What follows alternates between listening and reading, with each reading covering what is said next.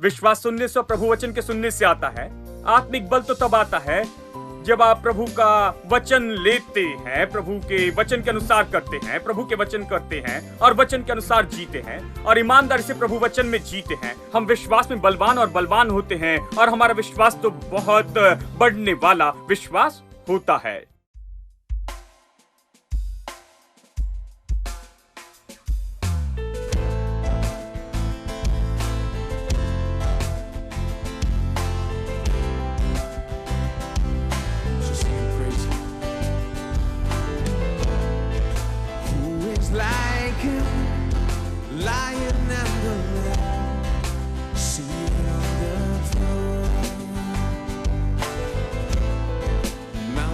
Bow down, every ocean roars to the Lord of hosts.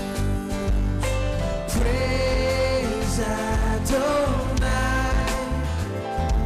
from the rising of the sun till the end of every day.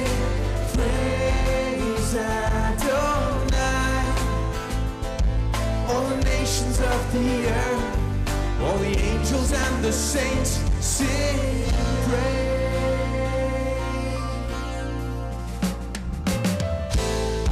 Who is like him, the Lion and the Lamb, seated on the throne? Mountains bow down, every ocean roars to the Lord of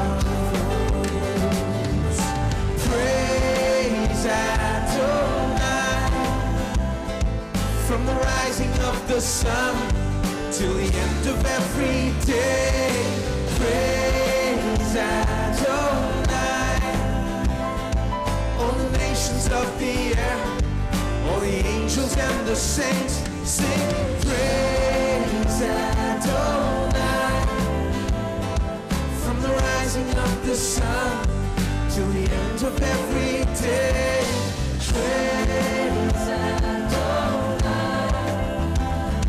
all the nations of the earth, all the angels and the saints sing praise.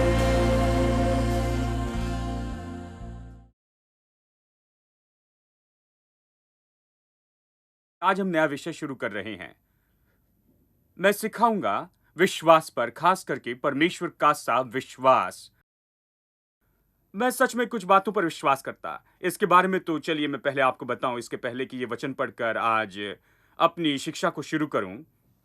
पहला कारण मैं ये विश्वास करता हूं कि विश्वास तो चर्च में सबसे ज्यादा सिखाया जाना चाहिए आज, क्योंकि बाइबल स्पष्ट बताती है कि धर्मी जन विश्वास से जीवित रहेगा। हम इस तरह से जीते हैं, हम विश्वास से जीते हैं। जब मैं छोटा था, उन पुराने दिनों में मैं सोचता था कि प्रचारक विश्वास से जीते हैं, क्योंकि वो कहते थे कि हम विश्वास से जीते हैं, लेकिन तुम सब काम करते हो, अच्छी तनख्वाह कमाते हो, लेकिन वो कहते हम तो विश्वास से जीते हैं। तो मैं उनकी ओर देखकर कहता था, ये बेचारे लोग विश्वास से जीते हैं। जानते हैं, विश्वास से जीना तो हमारे लिए नहीं है, मैंने सोचा। लेकिन जब मैं बड़ा होकर खुद बाइबल समझने लगा, मैं ये जानने लगा कि धर्मी जन विश्वास से जीवित रहेगा। हम सबका जीना परमेश्वर ने इसी तरह निश्चित किया है, हम इसी तरह से जीते हैं। अब यदि परमेश्वर निश्चित करे कि आप पानी में जिए, तो अच्छा है कि आप तैरना जान ले। आप ये नहीं कह सकते मैं पानी के लिए नियुक्त किया गया, पानी में रहने वाला हूं, लेकिन तैरना नहीं आता। जानते हैं, क्योंकि आपको जीना है उसी तरह से, और प्रभु ने आपके लिए यही योजना बनाई है। इसे आपको अच्छे से जानना होगा, क्योंकि परमेश्वर ने नियुक्त किया कि हम विश्वास से जीवित रहे, कि हमारा जीवन विश्वास का हो। हमें विश्वास के बारे में बहुत जानना होगा, कि हम विश्वास से चल सके और दृष्टि से नहीं, कि हम जान सके कि इसका क्या अर्थ है कि विश्वास में चले। धर्मी जन विश्वास से जीवित रहेगा, यह हमसे केवल इसलिए नहीं कहा गया है, वचन में एक बार ही नहीं, अलग अलग जगह बताया गया है। नए नियम में 3 बार और पुराने नियम में 1 बार हमें बताया गया कि धर्मी जन विश्वास से जीवित रहेगा।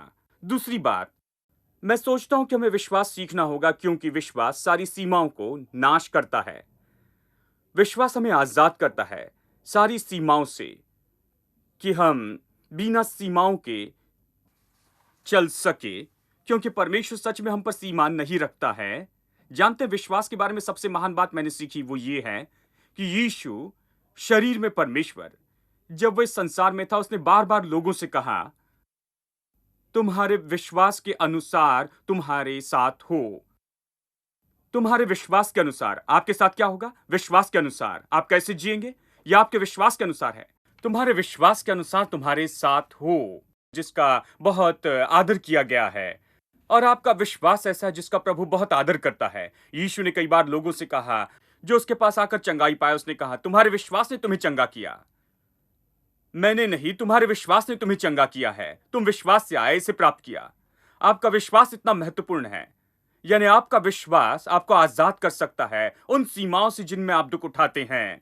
कई बार मैंने दुख कहा क्योंकि मैंने देखा है कि सच में लोग तो खुद को घेरा बनाकर रखते हैं और खुद को किसी बात में सीमित करते हैं क्योंकि किसी ने उन्हें बताया, किसी ने कुछ सिखाया। और मुझे याद है कि एक प्रचारक ने कहानी बताई इसके बारे में बहुत समय पहले, मैं कभी नहीं भूलूंगा। उन्होंने बताया कि कैसे कुत्ते को 10 फीट की रस्सी से बांधा गया कई महीनों तक एक साथ। तो कुत्ता चलने की कोशिश करता और पाता कि यदि वो 10 फीट से ज्यादा चलता है तो कोई गर्दन में खिंचाव होता है, गर्दन में दर्द होता है। तो जल्दी ही कुत्ते ने ये सीख लिया कि यदि 10 फीट से ज्यादा एक भी कदम आगे बढ़ाए तो गर्दन में दर्द होता है। तो उसने 10 फीट के अंतर को याद करना शुरू कर लिया अपने मन में कि अगली बार उसे दर्द सहना ना पड़े। तो वो लगभग 10 फीट तक चलते जाता है और जानता है कि एक कदम भी आगे बढ़ाएगा तो परेशानी होगी, तो पीछे हटता।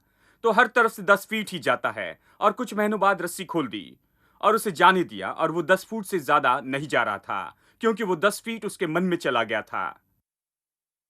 सीमाएं उसके मन में निश्चित की गई थी। अब बहुत बार, मुझे माफ करना, कई बार चर्च में ऐसे ही आपके साथ होता। वो आप पर सीमा लगाते हैं। खैर कुछ भी हो, कई बार हम सत्य बताते हैं तो कई बार हम लोगों पर सीमाएं लगा सकते हैं और उन्हें कुछ बातों में सीमित करते हैं। मुझे याद है जब मैं छोटा था, मैं चर्च में पढ़ रहा था, जानते हैं, मुझे याद है एक बच्चे ने आकर पास्टर से कहा, मैं डॉक्टर बनना चाहता हूं। और उस पास्टर ने उसकी ओर देखकर तुरंत कहा, तुम में घमंड की आत्मा है, तुम्हें कंपाउंडर होना चाहिए। मतलब देखिए, इस छोटे बच्चे का सपना था कि वो डॉक्टर बन जाए। जानते हैं, शायद परमेश्वर ने ये उसमें रखा होगा। यदि मुझे ऐसा बच्चा मिले तो प्रोत्साहित करूंगा क्योंकि शायद प्रभु इस बच्चे में काम कर रहा है। उस बच्चे में वो सपना रख रहा है। शायद उसे डॉक्टर होना चाहिए, शायद उसे जाकर कोशिश करनी चाहिए और हमें उसे प्रोत्साहित करना चाहिए। पास्टर ने सोचा कि ये बहुत घमंडी है क्योंकि वो डॉक्टर होना चाहता है, कंपाउंडर क्यों नहीं। तो उन्होंने सलाह दी कि वो डॉक्टर से कुछ कम हो जाए और ये सब। यानी सीमाएं बहुत तरीके से, कुछ जगह पर आप प्रचार सुनते हैं और वो आपके गले में रस्सी बांधते हैं और आप नहीं जानते हैं। जब तक आप वहां से बाहर आते हैं, आपकी गर्दन में रस्सी होती है, अदृश्य रस्सी जो डॉक्टरिन से बंधी है, जो चीजें सिखाई जाती है उससे बंधी है और आप इसके बंधन में होते हैं। इसके बाद दिमागी, भावनात्मक, बुद्धिमत्ता, आत्मिक रूप में आप उस बंधन में होते हैं और कुछ आपको बताता है कि बस यही है और वो आप पर प्रभाव डालता है। इसलिए जानते हैं, हमें इस जगह पर होना चाहिए जहां विश्वास सिखाया जाता है। विश्वास हमें आजाद करता है पृथ्वी के सारी इन सीमाओं से, जहां हम खुद को नीचे रखते हैं और खुद को सीमाओं में बंद रखते हैं, कि हमें आजाद करे और हम वो हो जाए जो प्रभु चाहता है कि हम हो। प्रभु ने हमारे जीवन के लिए क्या मंजिल रखी है और हमें उस मंजिल को पूरा करने के लिए विश्वास चाहिए। महान कामों के लिए प्रभु पर विश्वास करना है। यदि परमेश्वर के पास आपके लिए सपना है तो मैं आपको बताऊं कि वो सपना तो बड़ा होगा। ये निश्चय उससे बड़ा होगा जो आप सोच रहे हैं। ये उससे बहुत बड़ा होगा जो आप समझते हैं या आज आप अपने मन में समझ सकते हैं। आप जो चाहते हैं ये उससे बहुत बड़ा होगा क्योंकि वो प्रभु है। आपके सपने यदि परमेश्वर की ओर से आते हैं तो सामान्य रूप में प्रभु के आकार के होते हैं। इसलिए हमें विश्वास चाहिए कि इन बातों में आगे बढ़ते जाएं। तीसरी बात, मुझे विश्वास सिखाना होगा क्योंकि बाइबल कहती है विश्वास के बिना परमेश्वर को प्रसन्न करना अनहोना है। जानते हैं, बाइबल और किसी बात के बारे में इस तरह से नहीं कहती। बहुत सी चीजें महत्वपूर्ण हैं। मेरा कहना नहीं कि केवल विश्वास महत्वपूर्ण है, बहुत सी चीजें बाइबल में महत्वपूर्ण हैं और हम बहुत सी बातें सिखाते हैं, यहां बहुत कुछ सिखाते हैं। ये जानते हैं, इतने साल से हम बाइबल से सिखा रहे हैं। हम रोमियो की किताब देख चुके हैं, एक एक वचन देखा हर रविवार 7.5 साल तक। हम बाइबल सिखाने पर विश्वास करते हैं, हम हर तरह के विषय सिखाने पर विश्वास करते हैं, लेकिन विषय है जिसके बारे में बाइबल कहती है कि विश्वास के बिना परमेश्वर को प्रसन्न करना अनहोना है। और किसी के बारे में इस तरह से नहीं बताया गया है, ये केवल विश्वास के बारे में कहती है कि इसके बिना परमेश्वर को प्रसन्न करना अनहोना है। चौथी बात, हमें विश्वास करना सीखना होगा, क्योंकि विश्वास के बिना परमेश्वर की ओर से कुछ भी पाना असंभव होगा। यदि आप प्रभु के पास आए तो विश्वास चाहिए। जो प्रभु के पास आता है विश्वास करे कि वो है और अपने खोजने वाले को प्रतिफल देता है। विश्वास के बिना आप प्रभु तक नहीं पहुंच सकते हैं। आप प्रभु के साथ संबंध नहीं रख सकते, मांग कर नहीं पा सकते। विश्वास के बिना आपके और परमेश्वर के बीच कुछ नहीं हो सकता। यानी विश्वास तो एक विषय के रूप में मसीह विश्वासी के लिए महत्वपूर्ण है, कम से कम इन 4 कारणों के लिए, और मैं जानता हूं कि इससे भी बहुत से कारण हम देखते हैं। तो चलिए पढ़ते हैं पहला यूहन्ना अध्याय 5, और चलिए मैं पढ़ता हूं वचन 5 तक। पहला यूहन्ना अध्याय 5 वचन 1 से 5। जिसका यह विश्वास है कि यीशु ही मसीह है, वो परमेश्वर से उत्पन्न हुआ, और जो कोई उत्पन्न करने वाले से प्रेम रखता है वो उससे भी प्रेम रखता है जो उससे उत्पन्न हुआ है। तो इसी से हम जानते हैं कि हम परमेश्वर की संतानों से प्रेम रखते हैं और उसकी आज्ञाओं को मानते हैं, क्योंकि परमेश्वर से प्रेम रखना यह है कि हम उसकी आज्ञाओं को मानें, और उसकी आज्ञाएं कठिन नहीं, क्योंकि जो कुछ परमेश्वर से उत्पन्न हुआ है, देखिए चौथा और 5वां वचन ही कुंजी है, और इसे हम कुंजी वचन के रूप में उपयोग करेंगे आने वाले कुछ हफ्तों में, जैसे हम परमेश्वर का विश्वास देखते हैं। क्योंकि जो कुछ परमेश्वर से उत्पन्न हुआ है वो संसार पर जय प्राप्त करता। वो विजय जिससे संसार पर जय प्राप्त होती है हमारा विश्वास है। संसार पर जय कौन पाता है? वो जो ये विश्वास करता है कि यीशु ही परमेश्वर का पुत्र है। बाइबल कहती कि यदि हम परमेश्वर से जन्मे हैं, जो भी परमेश्वर से जन्मा है संसार पर जय पाता है। दूसरे शब्दों में, चलिए मैं सरल शब्दों में बताऊं, संसार तो विश्वासी के सामने कुछ नहीं है।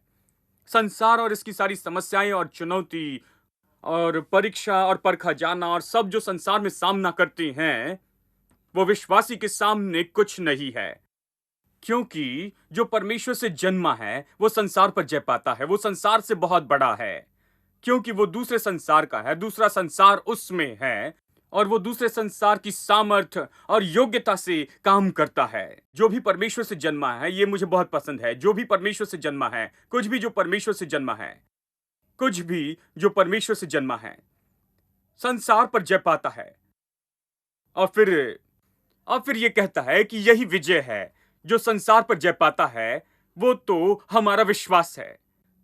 कौन संसार पर जय पाता है? आप संसार पर पाते हैं, लेकिन किसके द्वारा आप संसार पर जय पाते?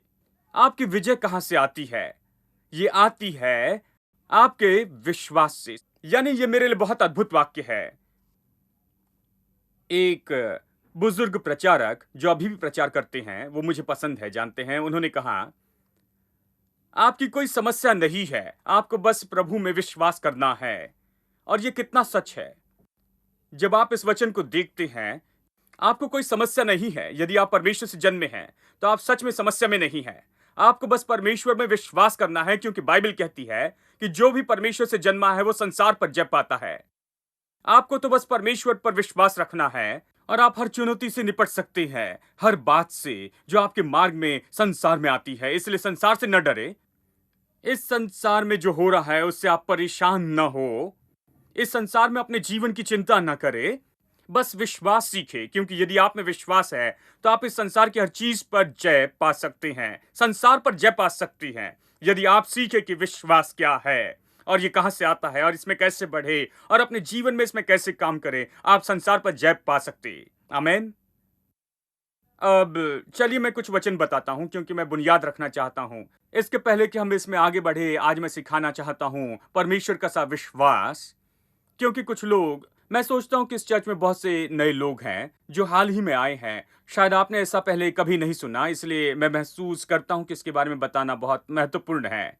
यदि विश्वास ही वो है जिससे हम जय पाते हैं और इस जीवन में विजय पाते हैं इस संसार में, तो ये विश्वास कहां से आता है? क्या सब में विश्वास है? मेरे साथ निकाले रोमियो अध्याय 12 और चलिए वचन 3 से पढ़ते हैं। मैं उस अनुग्रह के कारण जो मुझको मिला है तुम में से हर एक से कहता हूं कि जैसा समझना चाहिए उससे बढ़कर कोई भी अपने आप को न समझे, पर जैसा परमेश्वर ने हर एक को विश्वास पर ईमान के अनुसार बांट दिया है, वैसे ही सद्बुद्धि के साथ अपने आप को समझे। विश्वास का नाप। ये नहीं कहता कि विश्वास का अलग नाप, क्योंकि इसका अर्थ होगा कि परमेश्वर ने हर मनुष्य को दिया, यानी कुछ लोगों को ज्यादा विश्वास दिया तो किसी को कम विश्वास दिया, और हम उसके बारे में कुछ नहीं कर सकते। परमेश्वर ने जो दिया वही हमारे पास है। उसके पास ज्यादा विश्वास है क्योंकि प्रभु ने ज्यादा दिया, मेरे पास थोड़ा विश्वास है क्योंकि प्रभु ने थोड़ा दिया, वो कहेंगे। लेकिन हमें ध्यान देना है, यह कहता है कि परमेश्वर ने विश्वास का एक नाप दिया है, जिससे बहुत से लोग जानते हैं कि यह दर्शाता है कि यह परमेश्वर ने हर एक मनुष्य को एक नाप दिया है कि शुरू करें विश्वास का नाप। अब ये नाप तो समान नाप है। परमेश्वर हमें नाप देता है। वो हमें कब देता है? मेरे साथ निकाले इफिसियों 2 वचन 8। क्योंकि विश्वास के द्वारा अनुग्रह से ही तुम्हारा उद्धार हुआ, यानी विश्वास के बिना आप उद्धार नहीं पा सकते थे। अनुग्रह ने दिया, लेकिन विश्वास को लेना है। परमेश्वर ने अनुग्रह दिया है, लेकिन विश्वास लेता है। जो अनुग्रह ने दिया उसे विश्वास लेता। अब अनुग्रह परमेश्वर से आता है, अनुग्रह देता है, लेकिन विश्वास भी परमेश्वर से आना चाहिए, क्योंकि पापी में विश्वास नहीं होता। परमेश्वर इतना अनुग्रहकारी है कि वो पापी को लेकर उसमें ऐसे काम करता है कि जब वो सुसमाचार का संदेश सुनता है और ये सुनता है कि परमेश्वर ने यीशु मसीह के द्वारा उसके लिए क्या किया, परमेश्वर उसमें विश्वास रखता है कि वो आगे बढ़कर उसे ले सके जो अनुग्रह ने दिया है। और इसलिए कहता है विश्वास के द्वारा अनुग्रह से ही तुम्हारा उद्धार हुआ। और फिर यह कहता है ये तुम्हारी ओर से नहीं है। क्या आपकी ओर से नहीं है? कहता है वो तुम्हारी ओर से नहीं, परमेश्वर का वरदान है। किस बारे में कहता है? ये अनुग्रह और विश्वास के बारे में कहता है। ये किस बारे में कह रहा है कि ये तुम्हारी ओर से नहीं, परमेश्वर का वरदान है?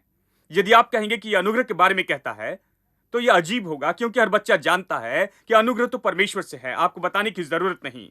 ये समय बर्बाद करना होगा कि कहे अनुग्रह से हमें ये सब मिला है, ये परमेश्वर का वरदान है और ये सब देखिए, क्योंकि सब जानते हैं कि अनुग्रह परमेश्वर से है। परमेश्वर हमें अनुग्रह देता है। ये किस बात के बारे में कह रहा है? बहुत से लोग बताते हैं कि ये विश्वास के बारे में कहता है। जब ये कहता है ये तुम्हारी ओर से नहीं, परमेश्वर का वरदान है। आपने विश्वास के द्वारा अनुग्रह से उद्धार पाया और वो आपकी ओर से नहीं है। वो विश्वास आपकी ओर से नहीं है, शून्य में से। वो विश्वास आपके द्वारा उत्पन्न नहीं हुआ। वो विश्वास आप में शुरू से नहीं हुआ है। आप विश्वास के साथ नहीं आए। परमेश्वर ने आपको विश्वास दिया। यह परमेश्वर का वरदान है मनुष्य के लिए उद्धार के समय। जब आप यीशु को उद्धारक को प्रभु स्वीकार करते हैं, कुछ अद्भुत होता है। परमेश्वर आप में कुछ बोता है जिसे विश्वास कहते हैं। यह आत्मिक सामर्थ और शक्ति, ये चीज जिसे विश्वास कहते, हम आगे बढ़कर उसे ले सकते जो परमेश्वर ने अद्भुत रूप में आपके लिए प्रयोजन किया है। यानी विश्वास ही जिसके कारण हम संसार पर जय पाते हैं। यदि आपके पास विश्वास है तो संसार पर जय पा सकते। बस विश्वास सीखे, क्योंकि आपका विश्वास ही है जो विजय लाएगा। क्या आप सब में विश्वास है? हाँ, सब में विश्वास है। सबको विश्वास का नाप दिया गया है। उन्हें विश्वास का नाप कब दिया गया? विश्वास का नाप उन्हें उद्धार के समय में दिया गया है। परमेश्वर ने उन्हें दिया विश्वास। ये जिससे विश्वास कहते हैं वो उनमें बोया गया, लेकिन उसके बाद हमें उससे लेकर उससे हम में बढ़ाते जाना है। बाइबल कहती है कि हमें विश्वास को हम में बढ़ने देना है। बाइबल इसके बारे में कहती है। मेरे साथ निकाले लूका अध्याय 17। लूका अध्याय 17 वचन 5। चेलों ने प्रभु से कहा हमारा विश्वास बढ़ा। सब लोग कहे हमारा विश्वास बढ़ा। मैं सोचता हूं कि प्रेरितों ने अपने जीवन में किसी समय में महसूस किया होगा कि उनका विश्वास इन चुनौतियों के लिए काफी नहीं। यह निश्चय ऐसा होगा, क्योंकि कई बार यीशु ने उनसे कहा, जब वो तूफान का सामना कर रहे थे, चेले डर गए थे, उसने कहा हे अल्पविश्वासियों। कई बार वो वापस आए और कुछ नहीं कर पाए, जानते हैं, और ये मुद्दा यीशु के पास ले आए और उसने कहा हे अल्पविश्वासियों, कब तक तुम्हारे संग रहूंगा। दूसरे शब्दों में कहता है तुम्हारे पास काफी विश्वास नहीं कि वो करे जो तुम्हें करना चाहिए। तुम विश्वास में कैसे नहीं बढ़े हे अल्पविश्वासियों, वो कहता है। यानी विश्वास बढ़ सकता है। वो मांग रहे थे कि विश्वास बढ़ाए। सबको विश्वास की बढ़ोतरी चाहिए। मुझे विश्वास की बढ़ोतरी चाहिए, आपको विश्वास की बढ़ोतरी चाहिए, सबको विश्वास की बढ़ोतरी चाहिए। प्रतिदिन विश्वास में बढ़ते चले जाना है, इतने ज्यादा बढ़ते जाना है कि विश्वास काफी होगा उन सारी चुनौतियों का जिनका सामना करते हैं। जीवन में बहुत सी समस्याएं आती है, बहुत सी चुनौतियां। जीवन फूलों का बिस्तर नहीं है, सब कुछ आराम से नहीं होता। हम चुनौतियों का सामना करते हैं, आत्मिक रूप में, दिमागी रूप में, भावनात्मक, परिवार के जीवन में, सामाजिक रूप में, धन के क्षेत्र में, हाथों के कामों में। हम सब कुछ स्तर पर चुनौती का सामना करते। और जब हम चुनौती का सामना करते हैं तो हम पाते हैं कि हमारा विश्वास चुनौती से निपटने के लिए काफी नहीं है। तो हमें तैयार रहना है। तैयार होने का समय वो नहीं जब समस्या होती है, जानते हैं? अपना विश्वास बढ़ाने का समय वो नहीं जब तूफान बढ़ते जाता है, जानते हैं? शैतान को हराने के लिए तैयार होने का समय वो नहीं जब शैतान पहले ही आ चुका है, जब घर में चोर घुसा है और आपको लूटता है। दिन दहाड़े आप जाकर कसरत नहीं करते कि हां मैं कसरत करूंगा, कुछ बल पाकर मैं उस आदमी को मारूंगा, जानते हैं? नहीं, आपको यह बहुत पहले ही करना चाहिए। यानी इन लोगों ने जाना कि उनका विश्वास बढ़ना चाहिए, उन्हें यह चाहिए, वो चुनौती का सामना करेंगे और काफी विश्वास चाहिए उन चुनौती से निपटने के लिए। तो कहां हमारा विश्वास बढ़ा? मेरे साथ निकाले दूसरा थिस्सलुनीकियों अध्याय 1 और चलिए वचन 3 से पढ़ते हैं।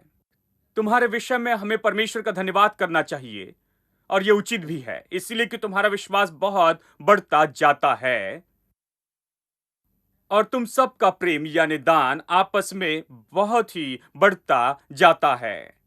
दो चीजें बढ़ रही वो कहता है, एक तो प्रेम बढ़ रहा है या उन्नति पा रहा है और दूसरा है विश्वास बढ़ता और उन्नति पाता है।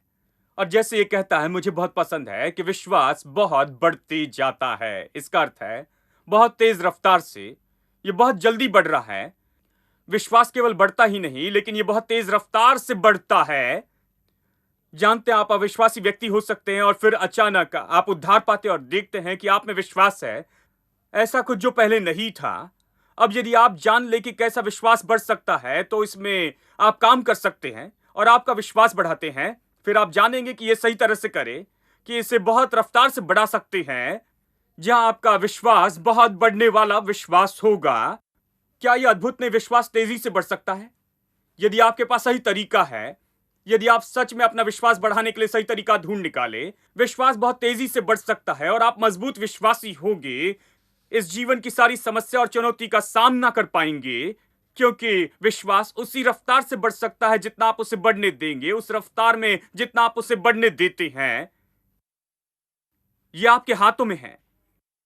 यदि आप अपने जीवन में विश्वास को बढ़ने नहीं देंगे तो आपने गलती की है। जानते हैं, समय बीत रहा है और आप विश्वास को बढ़ने नहीं दे रहे हैं और जब परेशानी और समस्या आती है वहां बिना शक्ति के आप होंगे। ये भीतरी बल, ये भीतरी सामर्थ, देखिए विश्वास आत्मिक बल है। देखिए ये शरीर में हमें बल देता है। खाने और कसरत करने से हम शारीरिक बल पाते कि शारीरिक काम कर सके, शारीरिक बल से हम शारीरिक काम करते। उसी तरह से हमें बुद्धिमत्ता का बल है। पढ़ने और अध्ययन करने से और खुद को पढ़ाने से आप बुद्धिमत्ता का बल पा सकते, बुद्धिमत्ता पा सकते। और एक बुद्धिमत्ता का बल तो इच्छा शक्ति है, यह दिमागी बल है। आत्मिक बल इसी तरह से प्रभु के वचन से आता है। विश्वास सुनने से और प्रभु वचन के सुनने से आता है। आत्मिक बल तो तब आता है जब आप प्रभु का वचन लेते हैं, प्रभु के वचन के अनुसार करते हैं, प्रभु के वचन करते हैं और वचन के अनुसार जीते हैं और ईमानदारी से प्रभु वचन में जीते हैं। हम विश्वास में बलवान और बलवान होते हैं और हमारा विश्वास तो बहुत बढ़ने वाला विश्वास होता है। Thanks be to God, who owns God, says us triumph in His name. Thanks be to God, who owns God, says us to win. Yeah. Thanks be to God, who owns God, says us triumph in His name. Thanks be to God, thanks be to God, we have overcome. Hallelujah, hallelujah.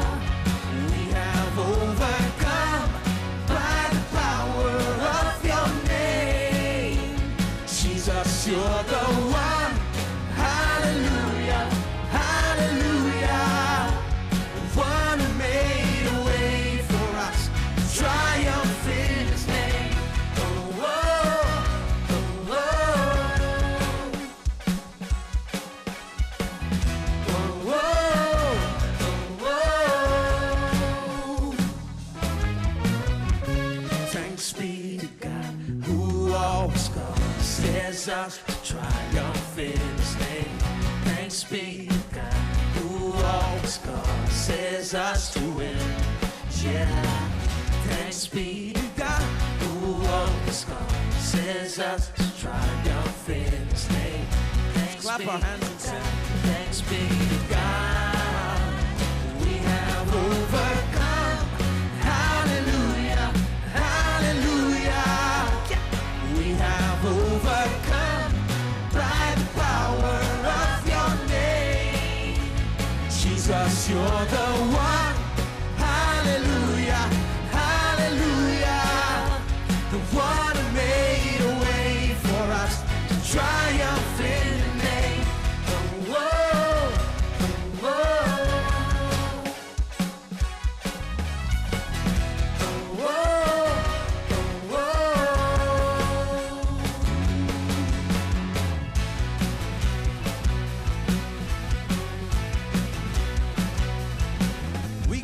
victory.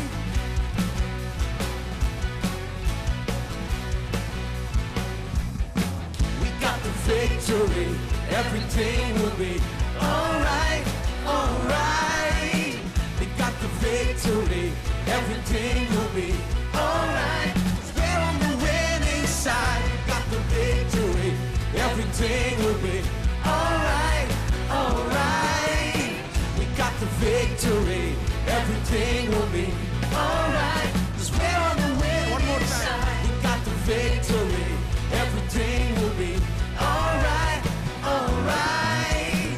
We got the victory. Everything will be alright. 'Cause we're on the winning side. We're on the winning side.